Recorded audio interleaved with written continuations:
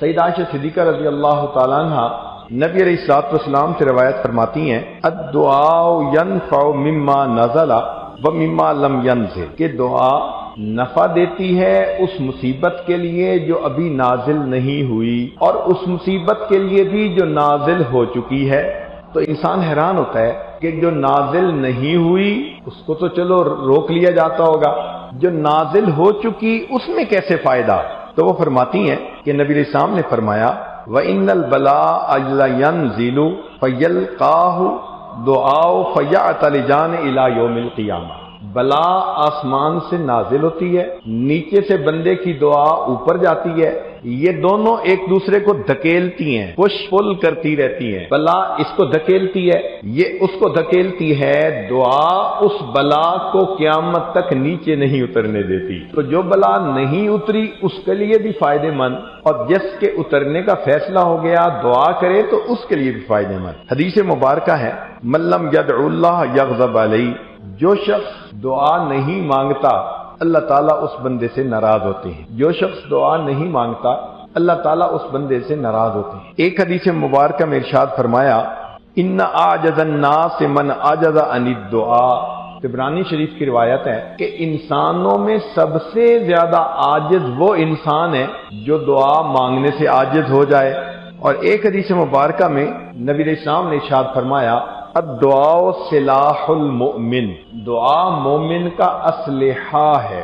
جیسے انسان دشمنوں سے بچنے کے لیے اسلحہ کا استعمال کرتا ہے، بلاؤں سے، پریشانیوں سے، مصیبتوں سے، غموں سے بچنے کے لیے یہ دعا اسلحہ کی مانند ہوتی ہے۔ لہذا جو بندہ دعا کرتا رہتا ہے اللہ تعالیٰ ان کو ان پریشانیوں سے بچا لیتے ہیں۔ نبی علیہ الصلوۃ والسلام نے اپنے چچا حضرت عباس رضی اللہ عنہ کو فرمایا کہ اے چچا جان اکثر دعا بالعافیہ، اللہ تعالیٰ سے عافیت کی دعا مانگا کریں کہ اللہ تعالیٰ عافیت والا معاملہ فرمائے۔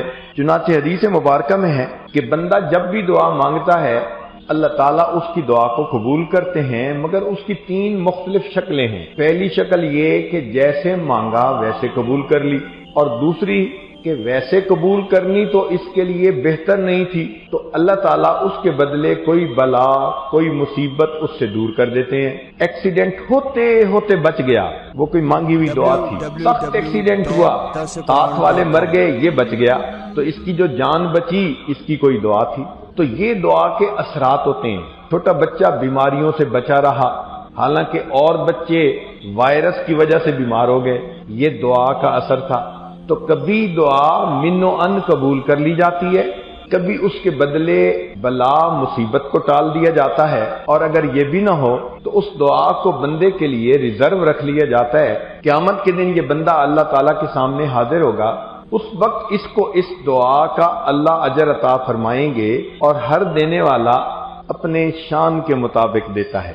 کہتے ہیں کہ حاتم طائی سے سائل نے 5 دینار مانگے تھے، اس نے 500 دینے کا حکم دیا، تو کسی نے کہا جی مانگے تو 5 ہیں، اس نے کہا بھائی اس نے اپنی حیثیت سے مانگے، مجھے اپنی حیثیت سے دینے ہیں، میں نے 500 دینے کا حکم دیا۔ تو جب دنیا کا سخی 5 مانگنے والے کو 500 دیتا ہے تو اندازہ لگا سکتے ہیں کہ اللہ رب العزت جب دینے والے ہوں گے، جو زمین و آسمان کے خزانوں کے مالک ہیں، تو وہ اپنی شان کے مطابق عطا فرمائیں گے۔ حدیث مبارکہ میں ہے کہ بندہ تمنا کرے گا کاش دنیا میں میری کوئی دعا قبول نہ ہوتی اور میری ہر دعا کا بدلہ آج مجھے قیامت کے دن یہیں پر مل جاتا۔ تو مومن کے تو مزے، جیسے مانگا قبول تو بھی مزہ، اس کے بدلے بلا مصیبت ٹال دی پھر بھی مزہ، اور قیامت کے دن اگر اللہ عطا کریں گے تو اس سے بھی زیادہ مزہ۔